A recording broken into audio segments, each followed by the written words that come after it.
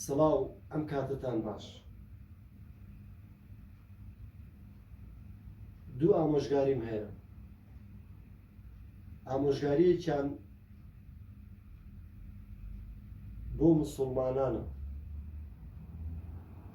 زیاتر لە ملیارێک موسڵمان لە جیهاندا هەیە بەلایانی کەمەوە.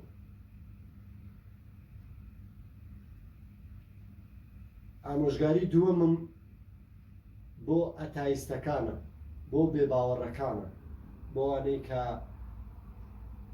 هەڵگری هیچ ئاینێک نین، شوێنکەوتەی هیچ ئاینێک نین، بێ ئاینن، بێدینن.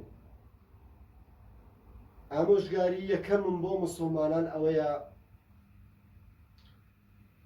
لە خۆیانەوە فتوای کوشتنی هیچ کەسێ نەدەن. فتوا بەجێ دێڵن بۆ لیژنەی پسپۆڕ و لیژنەی زانایانی ئاینی. ئێمەی موسڵمان وەکو زۆرینەی کۆمەڵگا بنەماگشتیەکان و قوتوطعامەکانی ئاین وەردەگرین و بۆ خواپەرستی خۆمان پەیڕە و جێبەجێ دەکەین. ئەوە کیفایەتی حاڵە بۆ خواپەرستی و بەجێهێنانی ئەرکی موسڵمانێتی سەرشانە. ئامۆژگاری دووەمم بۆ ئەتایستەکان، بۆ بێباوەڕەکان، بۆ بێ ئاینەکان ئەوەیە کە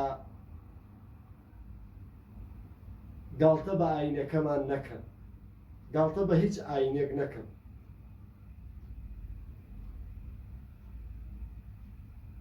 قورئانەکەمان نەسووتێن، سوکایەتی بە قورئانەکەمان نەکەن، قورئانەکەمان نەدڕێنن، قورئانەکەمان نەخەنە سیفۆنی ئاودەستەکانەوە.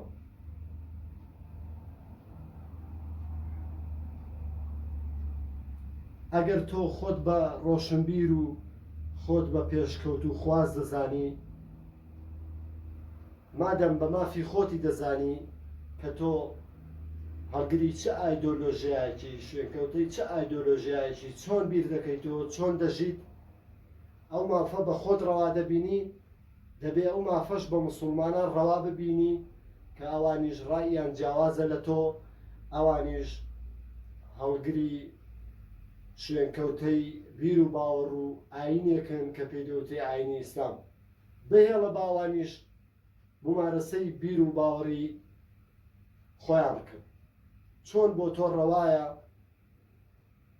بە مافی خۆتی ێزانی کە ممارەسەی بیرکردنەوەی خۆت بکەیت، ممارەسەی ژیانی خۆت بکەیت، دەبێت بە ڕەواشی بزانی بۆ موسڵمانان کە ممارەسەی ئاین و ئاینزای خۆیان بکەن و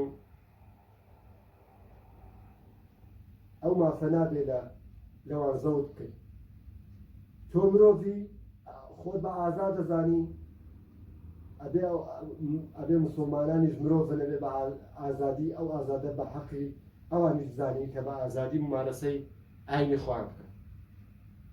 ئەگەر وڵاتی سوید و وڵاتە ئەوروپیەکانی دیکە و ئەو وڵاتانەی کە لافی پێشکەوتن، لافی شارستانیت لێدەن بەسەر وڵاتانی جیهاندا، بەسەر ڕۆژهەڵاتی ناوەڕاستدا، ئەگەر ڕاستەکەن پێشکەوتون، ئەگەر ڕاستەکەن مرۆڤایەتیان تیادا پێشکەوتووە، ئەگەر ڕاستەکەن بەهای مرۆڤ و هەست و شعوری مرۆڤیان لەلایە، دەبێ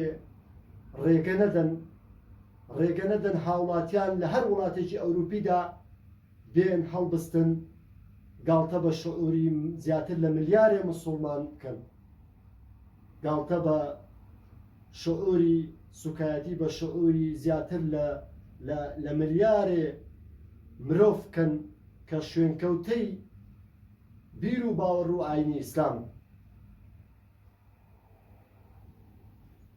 ئەگەر دەڵێن مرۆڤ ئازادە، موسڵمانەکانیش مرۆڤن، ئەوانیش مافی خۆیانە، ئەوانیش ئازادن کە ممارەسەی ئاینی ئیسلام.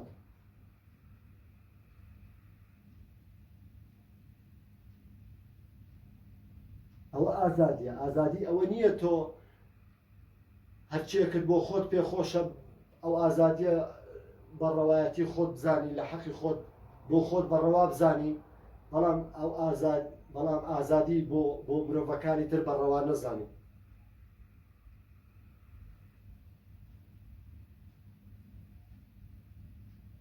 ئامۆژگاری تکا دەکەم لە بێباوەڕان لە ئەتایستەکان قوڕانەکەمان نەسووتێنن، گاڵتە بە هەست و شعوری ئەمەی موسڵمان نەکەن،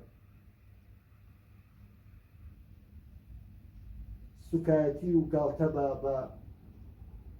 بە کتێبە ئاسمانیەکەمان نەکەن.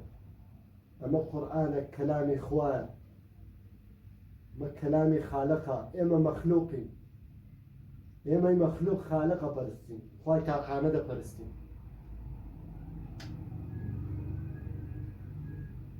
ئێوەی بێباوەڕ چۆن ئایدۆلۆژیای خۆتان خۆش دەوێت، چۆن بیرکردنەوەی خۆتان خۆش دەوێت، چۆن شێوازی ژیانکردنی خۆتان خۆش دەوێت، ئێمەش بیر و باوەڕ و عەقیدەی ئاینی ئیسلامی خۆمانمان خۆش دەوێت. ئەگەر بۆ ئێوە ڕەوا بێت، ستایلی ژیانتان بیرکردنەوەی ژیانتان ڕەوا بێ، ئێمەش وەکو ئێوە مرۆڤین و بۆ ئێمەش ڕەوایە شوێنکەوتەی ئەم ئاینە بگرینە بەر، ممارەسەی بیر و باوەڕی ئاینی خۆمان بکەین. بەڵێ بۆ پێکەوە ژیان، نا بۆ ڕەتکردنەوەی مرۆڤەکان بەهۆی جیاوازی ئایدۆلۆژیان، بەهۆی جیاوازی بیر و ڕایان. مرۆڤەکان لەسەر زەوی هەمووی بەیەکەوە جوانن، بە جیاوازی بیر و باوەڕیان، بە جیاوازی ئاینیان. داوا لە وڵاتە ئەوروپیەکان دەکەم، من وەکو نووسەرێکی کورد، وەکو نووسەرێکی ڕۆژهەڵاتی ناوەڕاست، وەکو ڕەخنەگرێک، وەکو شاعیرێک، داوا لە وڵاتە ئەوروپیەکان دەکەم، داوا لە کۆنسوڵگەر و باڵێزخانەی سەرجەم وڵاتە ئەوروپی و وڵاتە ڕۆژئاواییەکان دەکەم کە سزای ئەوانە بدەن، ئەوانە بوەستێنن کە دژی بیر و ڕای جیاوازن، بیر و ڕای جیاواز ڕەت دەکەنەوە و سوکایەتی و گاڵتە بەوانە دەکەن کە بیر و ڕایان جیاوازە لە خۆیان.